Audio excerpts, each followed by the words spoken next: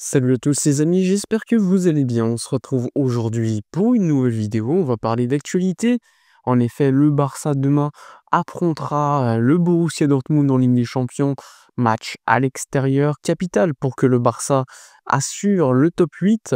Évidemment, en cas de victoire, ça ne sera pas fait, puisque je le rappelle, les statistiques mettent en avant que pour se qualifier pour le top 8, il faudrait au moins 16 points, donc on va revenir sur ces infos, mais également un petit peu de mercato. On va parler de Nico Williams, mais également Frenkie de Jong.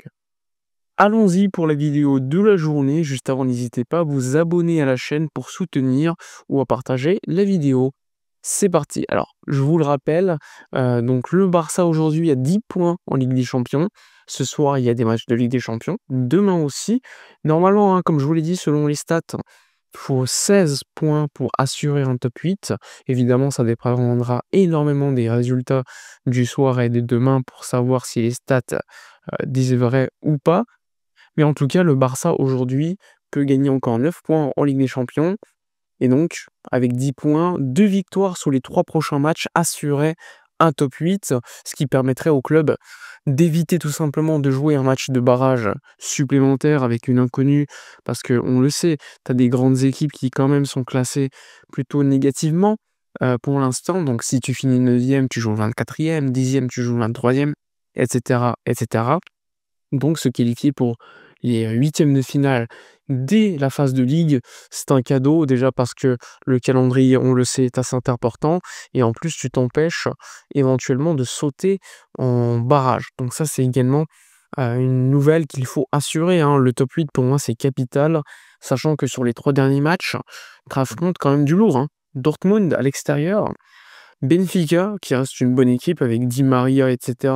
Cette saison en Ligue des Champions, ils sont capables du meilleur comme du pire. Et ensuite, tu as l'une des meilleures équipes d'Europe en ce moment, d'ailleurs qu'on verra ce soir, c'est l'Atalanta.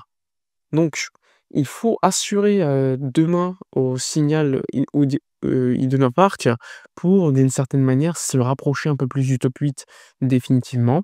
Parce que, hein, je le rappelle, Atalanta en dernière journée, même si c'est à domicile, ça sera compliqué, même s'il y a Benfica après.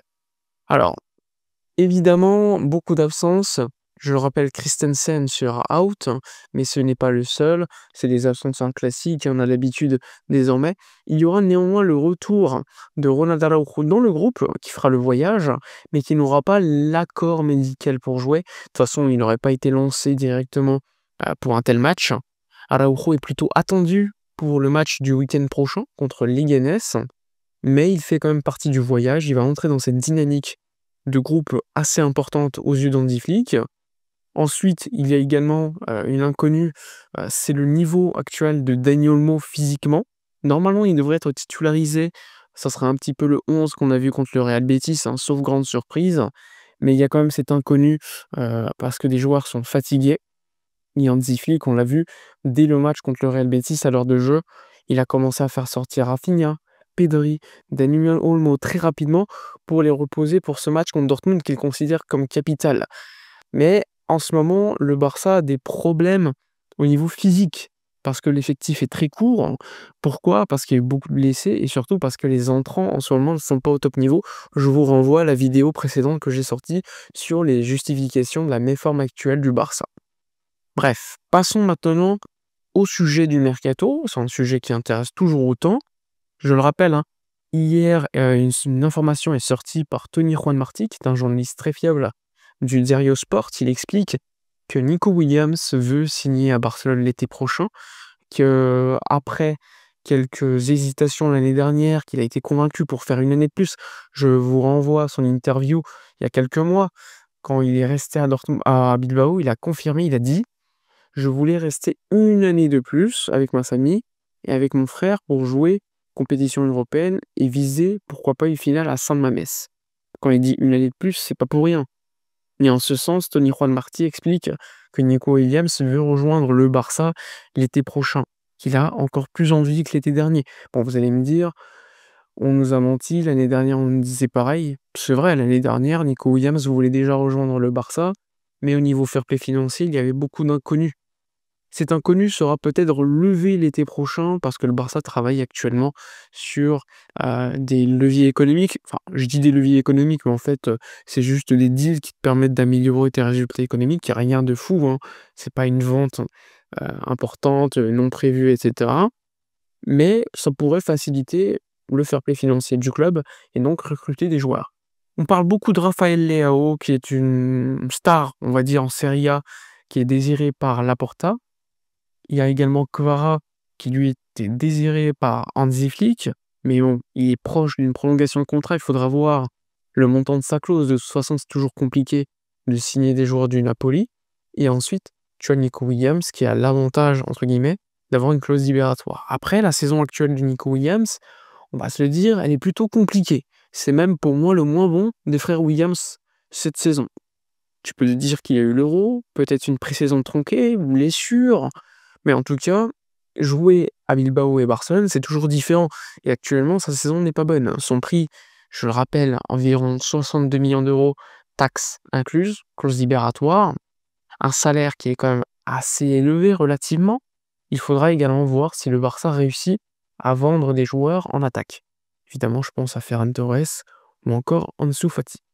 Donc Nico Williams, toujours dans cette volonté de rejoindre le Barça, comme l'été dernier, avant qu'il fasse volte-face et qu'il le dise tout simplement à son agent et surtout lors d'un appel avec Laporta lorsqu'il était aux États-Unis, je me rappelle, je crois que c'était à Dallas, juste avant un match de pré-saison.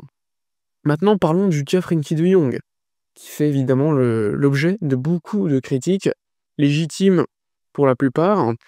De Jong actuellement est dans une situation compliquée, probablement la plus difficile de sa carrière, c'est-à-dire une période où il était longtemps blessé, où il a du mal à retrouver confiance en son corps, en son physique et surtout sur le terrain, même s'il a fait quelques rentrées importantes, que ce soit contre Mallorca ou lors du Classico au Bernabéu, mais sur certaines entrées ou certains matchs titulaires, lorsque l'équipe est en difficulté, il a clairement pas été bon. Et c'est loin d'être le seul au niveau des entrants. Actuellement, on parle beaucoup de situation contractuelle. Je le rappelle, son contrat se termine en 2026. Et selon David Bernabéu du Diario Sport, Hansi Flick veut absolument garder De Jong. L'info qu'on peut ajouter à ce sujet, c'est que le club veut absolument le vendre parce que les négociations avec son agent n'avancent pas. Il faut savoir que le Barça a a retiré son offre de prolongation, qui était sur la table depuis déjà quelques mois, faute de réponse. Aujourd'hui, la situation elle est claire. De Jong, il veut aller jusqu'à la fin de son contrat, parce qu'il veut toucher toutes les primes. Le salaire, il est assez élevé, mais loin des salaires qu'on disait, hein, mais il reste élevé, et il veut toucher les primes. En gros, tu as des primes si en fin de saison, tu es toujours à Barcelone, jusqu'à la fin de son contrat en 2026. C'est pour cela qu'il veut également rester jusqu'à la fin de son contrat et partir potentiellement libre. Le Barça ne le veut pas. Le Barça veut le prolonger avec un salaire beaucoup plus bas et retirer ses primes, ou tout simplement le vendre l'été prochain. Donc une décision a été déjà prise par le club, et on verra. Hansi Flick veut le garder, mais la logique économique, voire maintenant sportive, avec l'éclosion de certains joueurs, veut que De Jong soit mis sur le marché. Donc on verra la situation du joueur d'ici là. En ce moment, il y a quand même, on va dire, pas mal de critiques compréhensibles, mais il faut pas l'oublier, pour valoriser un joueur, il faut également que celui-ci ne soit pas mis sur le marché publiquement. Or, on a l'impression quand même que les fans poussent un petit peu pour cela, ce qui est évidemment une mauvaise chose pour le prix du joueur. En tout cas, s'il accepte de partir. Je le rappelle, la situation, c'était déjà tendu parce qu'en 2022, le Barça avait forcé le joueur à partir et avait même dévoilé son contrat de manière publique, ce qui n'est jamais passé dans le clan De Jong. Et donc les négociations seront compliquées jusqu'au bout, que ça soit pour rester ou partir.